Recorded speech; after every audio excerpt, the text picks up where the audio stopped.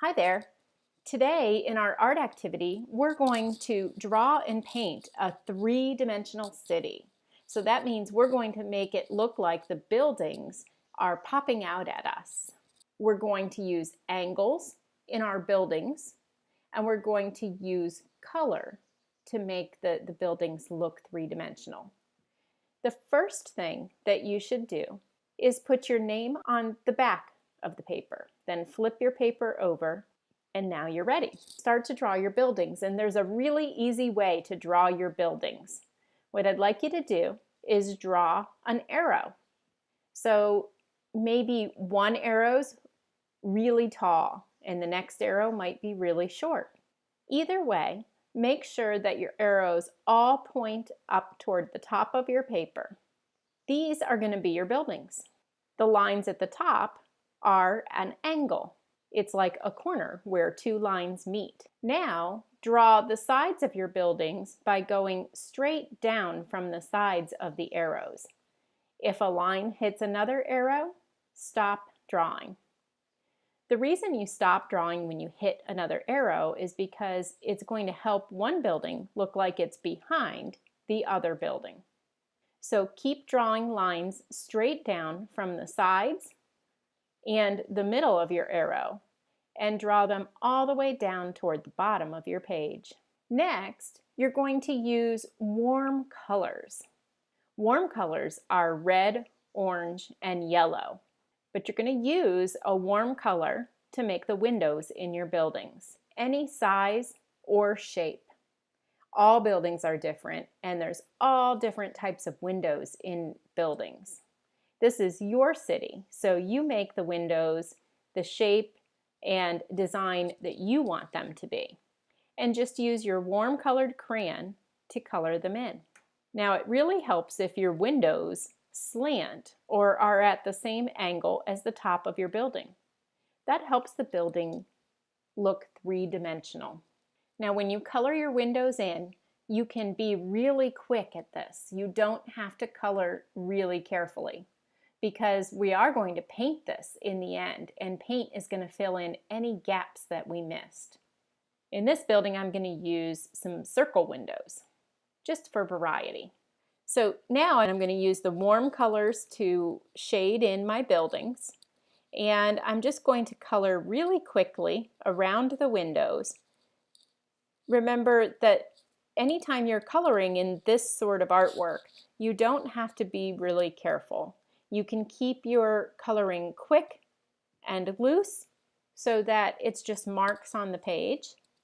Maybe in one building you want to use one warm color, like I'm using red in this building.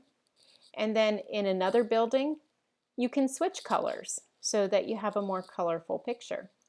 So I'm going to switch to orange now and use orange in my building.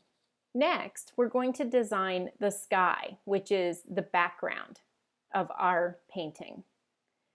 You can design your sky however you want, but we're going to use cool colors to do that with, because cool colors will help those buildings look like they're popping out.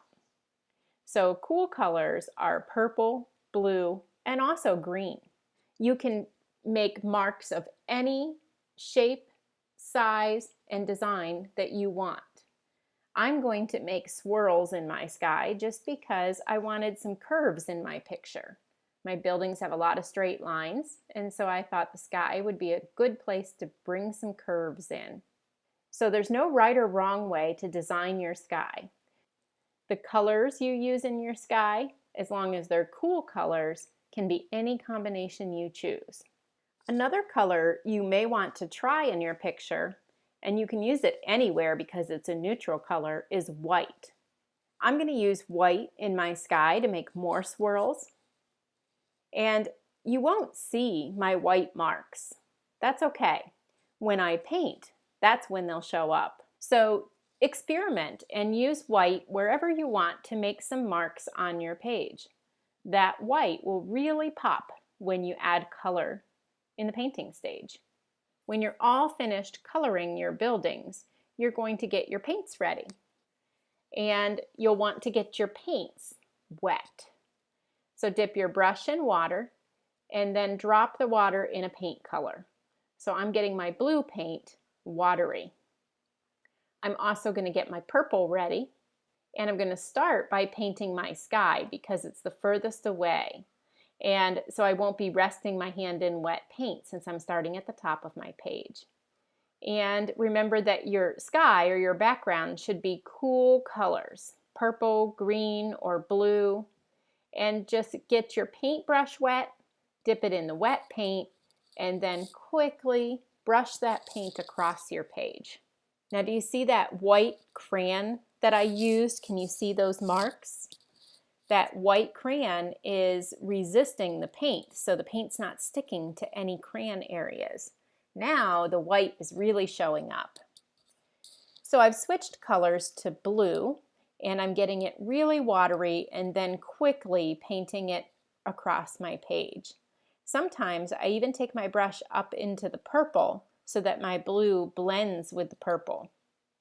So paint your entire background with cool colors. Now use your warm colors to paint your buildings. And the great thing is that you can paint right over all the crayon. You don't have to try to keep your paint out of the windows because it's not going to stick to that area anyway. So just start with your tall buildings and work your way down as you paint them. You can change colors for different buildings. Just remember that the buildings should be warm colors. That's going to help them look like they're closer to us. And that helps make them look more three-dimensional. So keep painting until you get each of your buildings painted. And then your entire page will be full of color. And now you have a picture that has three-dimensional buildings that look like they're popping out at us because you used warm colors in the front, cool colors in the back, and because you used angles to draw those buildings. So great job! You've now created a three-dimensional city from your point of view.